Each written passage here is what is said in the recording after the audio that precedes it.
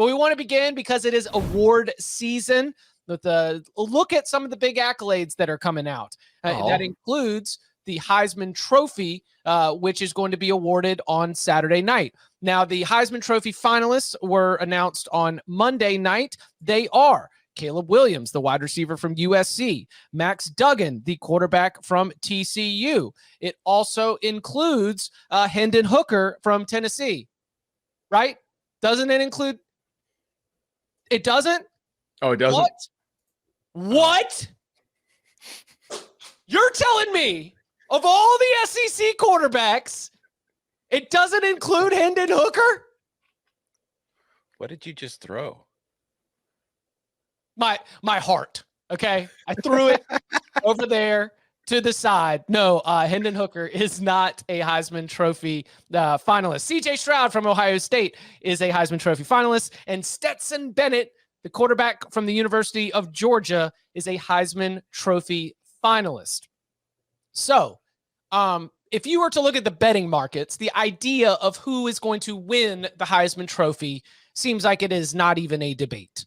I believe you have to lay $2,500 of your hard-earned dollars in order to win 100 back on the proposition that Caleb Williams is going to win the Heisman Trophy. The odds makers certainly believe that Williams is set to join the very, very high echelon of college football, another USC Heisman Trophy winner. So now let's look at the picture itself, because here's what we know about the Heisman Trophy voting process. Number one, the ballot includes 3 spots. You can't have 5.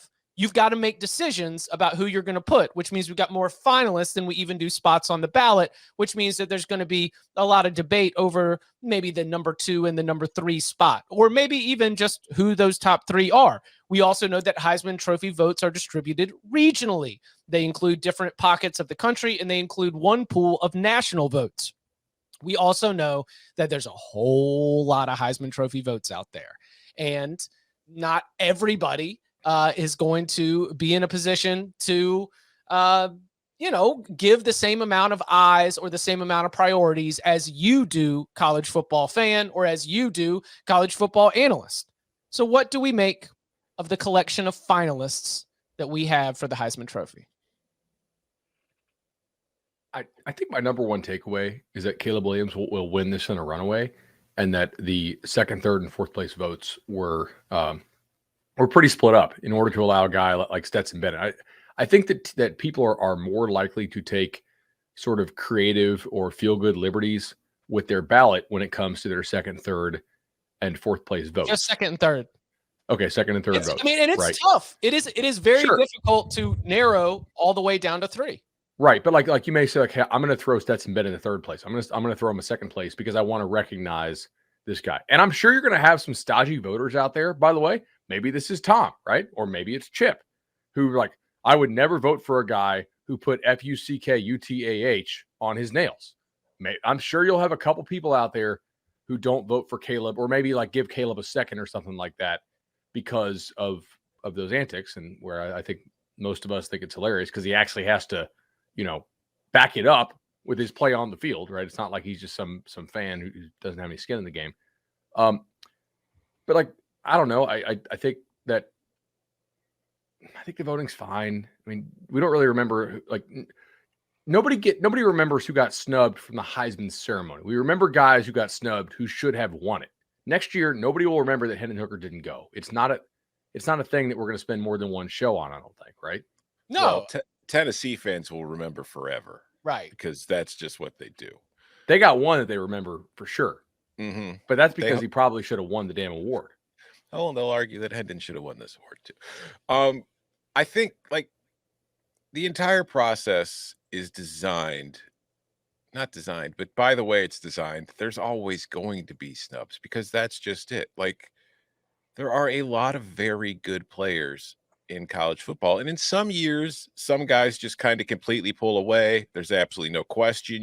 Weeks ahead of time, this guy's going to win. But then there are years like this season where there wasn't really a guy that was from start to finish the clear-cut Heisman winner. C.J. Stroud was the favorite to start the year. He was up there all year. He gets there at the end as a finalist.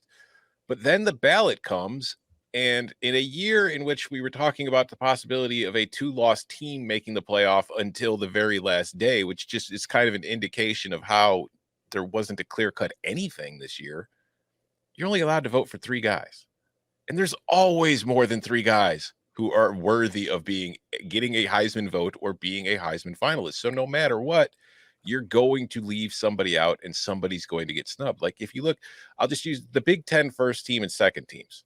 The Big Ten has Blake Corum, Muhammad Ibrahim, and Chase Brown. Only 2 of them can be on the first team. Illinois fans were so pissed off because Chase Brown was not all Big Ten first team running back.